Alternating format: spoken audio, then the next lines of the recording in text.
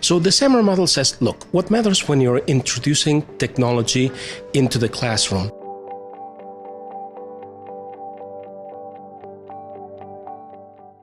So from that result 4 levels, the substitution, augmentation, modification, and redefinition levels that have progressively greater impact on student outcomes. So at the substitution level, you're saying, look, I used to do something with my students before.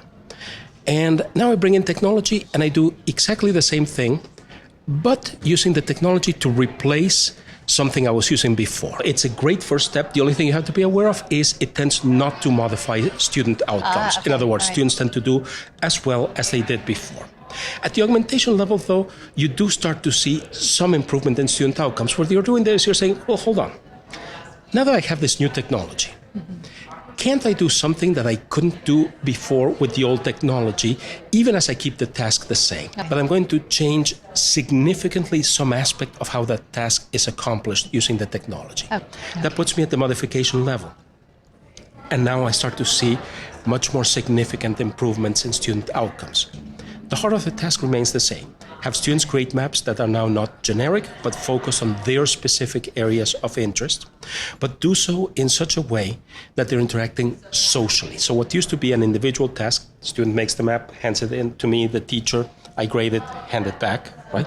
Now it's become a social task where it's not just for me, it's also for their peers. It's the basis for a conversation, the basis for a process of social discussion, and ultimately a process by which they each learn from each other, become mentors to each other, provide an authentic audience to each other. So at the redefinition level, you say, okay, what would I want to do? Well, I want to keep my goals, my objectives from before, but have them take place through a completely different task that's made possible exclusively through a technology that will allow us to share this knowledge with others. You know, I'm thinking of the type of resource that you would put, say, on YouTube or iTunes U, so that students from other classes, other schools could also learn from this.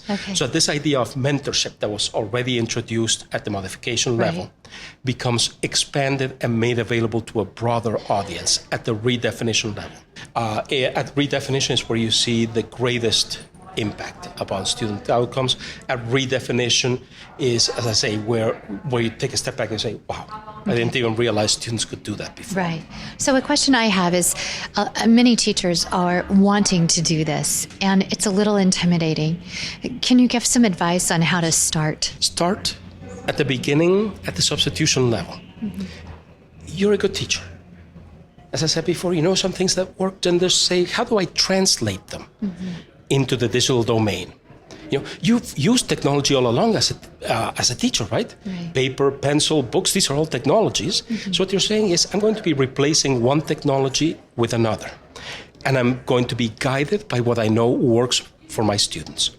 Once you've got that in place, then you say, okay, what aspects of this could enhance what I'm doing beyond what I could do with the old technology? And then you can keep on building from that. So from there you can say, okay, once I have a good set of tools, how would I start modifying my practice so that I keep the heart of those activities that I know works well for me in place, but I start incorporating new aspects as I modify them that allow me to reach for other educational goals that I couldn't reach for before. And eventually then you can go for, okay, I'm ready to create something new altogether. But it takes time, and I think it's important for people to realize that. You shouldn't feel bad if you say, well, geez, I just started doing this yesterday. How come I'm not at redefinition today? And it's important to realize, too, that not everything you do has to be at the redefinition level, and you don't need to force things. So that's also important to realize. Not every element of one's practice needs to be at those levels. Is it worthwhile setting them as a target for an overall important component of your practice? Yes. I like that idea. But it is not a compulsory must-do for everything under the sun. I think that gives teachers an idea that they can create these, so to speak, benchmarks in the learning process that move through these levels. And I really like that idea.